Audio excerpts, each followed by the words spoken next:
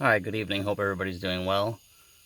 We're in a 2007 Dodge Ram 1500 SLT HEMI, and we have the classic gauge problem, where the gauges want to work, they don't want to work. Almost 250,000 miles, my buddy's truck, so we'll start it up and we'll check. As you can see, the coolant gauge, everything comes on. I've got no RPMs, no speed. The coolant gauge acts erratic.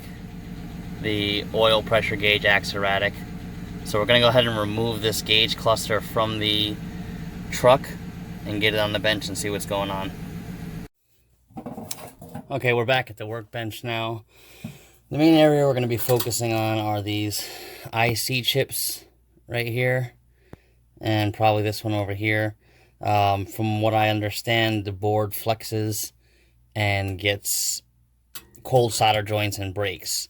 So basically all we're going to do is touch each one of those prongs down there with the soldering gun and reflow the solder. So let's do that, and then we'll go back to the truck and see what happens. Okay, we just popped the gauge cluster back in. As you can see, the dashboard's still halfway tore apart. We're going to get the key in there and we're going to see if this fixed the problem.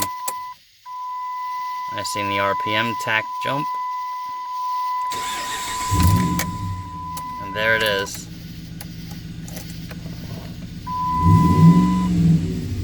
RPM gauge is back nice and smooth. Thanks for watching. Please subscribe.